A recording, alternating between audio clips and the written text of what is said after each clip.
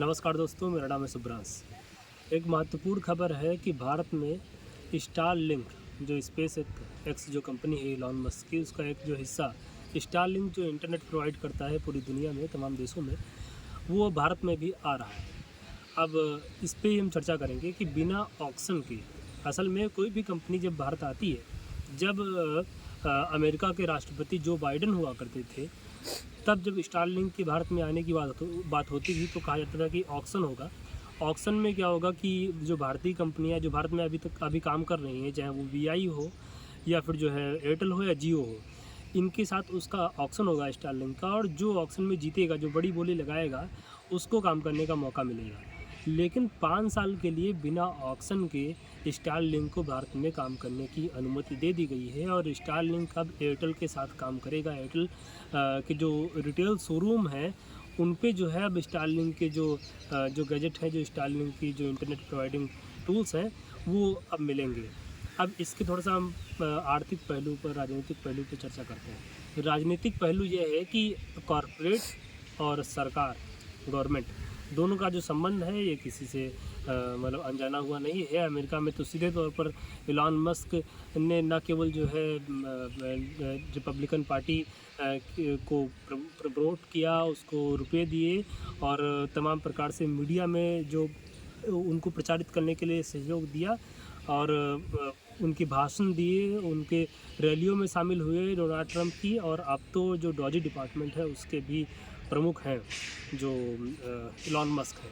तो कॉरपोरेट का संबंध जिस प्रकार से अब गवर्नमेंट के साथ है, वो किसी से अछूता नहीं है। भारत में भी जिस प्रकार से अडानी अंबानी को सरकार से जोड़ा जाता है, नरेंद्र मोदी से जोड़ा जाता है, और हर देश में लोकतंत्र जितने देशों में है, जिन देशों में तानाशाही है, उनमें भी कॉरपोरेट का संबंध रहता है। लेकिन जो है जिन देशों में लोकतंत्र है तो हर पार्टी चंदा लेती है, हर पार्टी चुनाव लड़ती है तो किसी न किसी कॉरपोरेट से सहयोग करती है। और अब राजनीतिक परिप्रेक्ष्य ये है कि जब जो मैंने अभी बताया था, जब जो बाइडेन हुआ करते थे तब ऑक्शन की बात हो रही थी, लेकिन जैसे ही ट्रंप आते हैं तो तमाम प्रकार के व्यापारिक परिवर्तन दुनिया में देखने को मिल रहे हैं। जैसे कि ट्रंप ने टैरिफ बढ़ा दिया। अब भारत जितने गुड्स पर, जितनी चीज़ों पर टैरिफ लगाता था अमेरिका की, वो था लगभग जो है औसत टैरिफ अगर भारत जो लगाता था वो 8% के करीबन था, और अमेरिका जो औसतन भारत की सारी चीज़ों पर मिला के जो औसत जो एवरेज जो टैरिफ का निकलता था, जो अमेरिका भारत पे लगाता था, वो 0.2% था। तो अंतर तो था, लेकिन विकासशील देशों पर कम टैरिफ लगाता था अमेरिका। लेकिन अब ट्रंप आया तो ट्रंप ने कहा कि रेसिप्रोकल टैरिफ लगेगा, और रेसिप्रोकल टैरिफ का मतलब ये होता है कि जो देश हमारे सामान पर इतना टैरिफ लगाएगा, हम भी उसके सामान पर उतना ही टैरिफ लगाएंगे। अब ट्रंप ने रेसिप्रोकल टैरिफ की बात इसलिए करी क्योंकि जो विदेशी जो कंपनियां जो अमेरिका में सामान अपना बेच रही हैं, उन पर जब ज़्यादा टैरिफ लगेगा तो उनका जो सामान है वो महंगा हो जाएगा, और वो अगर महंगा हो जाएगा तो वहाँ पर जो देसी कंपनियाँ होंगी, जो स्वदेशी कंपनियाँ होंगी, उनको प्रोत्साहन मिलेगा। ट्रंप ने कहा अगर बचना है उनको, अगर उन कंपनियों को टैरिफ से बचना है तो अमेरिका में ही आके प्रोडक्शन करें। अब अमेरिका में आकर वो प्रोडक्शन करेंगी तो जो ग्रॉस डोमेस्टिक जो प्रोडक्ट, जो जीडीपी जिसको कहते हैं, ग्रॉस डोमेस्टिक प्रोडक्ट, तो जीडीपी बढ़ेगी। अमेरिका में अगर वो प्रोडक्शन करेंगे तो टैरिफ से तो बच जाएंगे, लेकिन जीडीपी किसकी बढ़ेगी? अमेरिका की। वहाँ प्रोडक्शन करेंगे तो रोज़गार किसके लोगों को मिलेगा? अमेरिका के लोगों को मिलेगा। इसी प्रकार से भारत में भी भारत सरकार ने जो इलॉन मस्क की जो कंपनियां हैं, जो चाहे स्पेस एक्स की टेस्ला हो या फिर और भी जो कंपनियां हैं, जैसे जो उनकी कार की कंपनी है, उसका नाम है टेस्ला, हाँ, टेस्ला हो या फिर स्टारलिंक हो, सब पे यही रुख अपनाया था। तो टेस्ला को लेकर भारत के जो मंत्री हैं, यूनियन मिनिस्टर इंडिया के हैं, नितिन गडकरी, उन्होंने कहा था कि देखो, टेस्ला अगर भारत में आएगी और उनके जो गीगा प्रोडक्शन सेंटर जो जर्मनी में, बर्लिन में है या फिर चाइना में है, उनसे कारें लाकर अगर भारत में एक्सपोर्ट करेगी तो फिर जो है हम उन पर जो है टैरिफ लगाएंगे 110% का। लेकिन अगर वो भारत में प्रोडक्शन करेंगे तो भारत के लोगों को रोज़गार बढ़ेगा, ये मिलेगा, यहाँ की जीडीपी बढ़ेगी, तो फिर वो जो है निर्बाध रूप से यहाँ पर व्यापार कर सकते हैं अगर वो प्रोडक्शन सेंटर यहाँ पर खोलें। अब वो जो 110% से टैरिफ को घटाकर जो है 15% कर दिया गया है। अब जब बात होती है कि स्पेस एक्स की जो ये जो स्टारलिंक जो है इंटरनेट प्रोवाइडिंग जो कंपनी है स्पेसएक्स की, अब स्टारलिंक जो इंडिया में आ रही है, तो इसमें राजनीतिक परिदृश्य तो बिल्कुल है।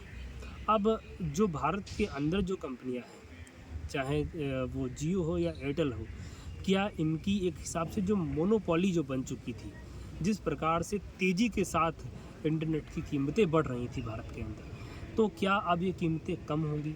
नंबर एक बार बात तो रिमोट एरिया की है। रिमोट एरिया अब जैसे जो भारत के जो रेल मंत्री हैं अश्विनी वैष्णव, उन्होंने एक ट्वीट किया, उसके बाद 4 घंटे बाद उन्होंने उसको डिलीट भी कर दिया। उन्होंने स्पेसएक्स को ये जो कंपनी है स्टारलिंक, इसका स्वागत किया भारत में, और उन्होंने कहा कि जो है इससे रेलवे को प्रमोशन, रेलवे को मदद मिलेगी, साथ में ही जो भारत के रिमोट एरिया है उन तक इंटरनेट प्रोवाइड हो पाएगा। लेकिन बात ये है कि जो भारत में वर्तमान में जो अवस्थित कंपनियां हैं, इनके पास भी सारे डेटा है, इनको भी पता है कि रिमोट एरिया जो है उनमें जिन जिन क्षेत्रों में भारत में इंटरनेट नहीं है, लेकिन ये शायद वहाँ पर इंटरनेट इतना अच्छा इसलिए प्रोवाइड नहीं कराया है इन कंपनियों ने, क्योंकि वो लोग शायद अभी उसमें सक्षम ही नहीं है कि उस इंटरनेट को खरीद पाए, तभी बहुत सारे क्षेत्रों में अभी तक इंटरनेट प्रोवाइड नहीं कराया गया है। और सैटेलाइट के माध्यम से तो और सुलभता हो जाएगी।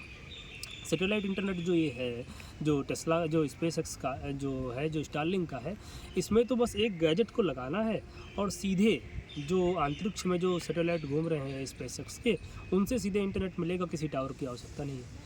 तो इनसे ज़रूर रिमोट एरिया में इंटरनेट पहुंच सकेगा, लेकिन क्या रिमोट एरिया में जो बसने वाले लोग हैं, क्या वो सक्षम है इस इंटरनेट को परचेज़ करने में, ख़रीदने में?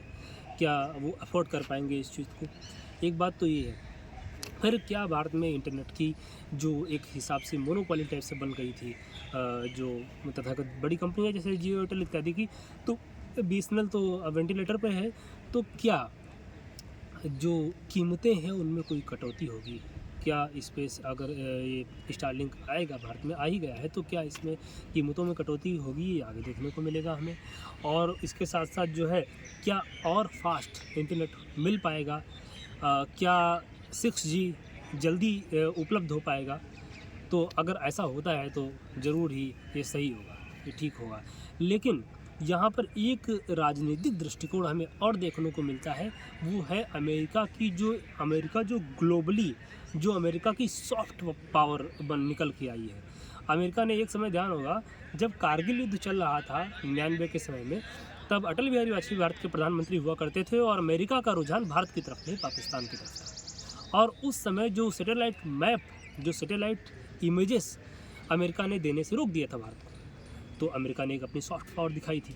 अभी अगर हालिया परिदृश्य देखा जाए, तो यूक्रेन के अंदर जिस प्रकार से अमेरिका ने या डोनाल्ड ट्रंप ने अपनी बात मनवाने के लिए कि उनको, यूक्रेन को किस प्रकार से जो मिनरल एग्रीमेंट है उस पर जो है मतलब उनको एग्री किया जा सके, इसके लिए उन्होंने पहले तो जो है अपनी सैन्य सहायता रोकी, यूएस एड के द्वारा जो सहायता दी जा रही थी, वित्तीय सहायता दी जा रही थी, वो रोकी। और उसके बाद में जो सैटेलाइट इमेजेस थी, जो उनको रोक दिया, तो एकदम से उनके लिए ऐसा लड़ाई लड़ना होगा जैसे आंख बंद करके वो लड़ाई लड़ रहे हैं। और उसके बाद में ये भी धमकी दी कि इंटरनेट के माध्यम से जो आपको सैनिकों, जो स्टारलिंक के माध्यम से जो आपको आपके सैनिकों को इंटरनेट मिल रहा है, उसको भी रोक दिया जाएगा अगर वो एग्रीमेंट का हिस्सा नहीं बनेंगे। तो भारत के अंदर अगर देखा जाए, तो चाहे वो माइक्रोसॉफ्ट हो, चाहे वो जियो हो, चाहे वो माइक्रोसॉफ्ट हो, चाहे वो गूगल हो, और गूगल की एक कंपनी नहीं है, गूगल की यूट्यूब है, और यूट्यूब के साथ साथ और भी गूगल मैप्स हैं,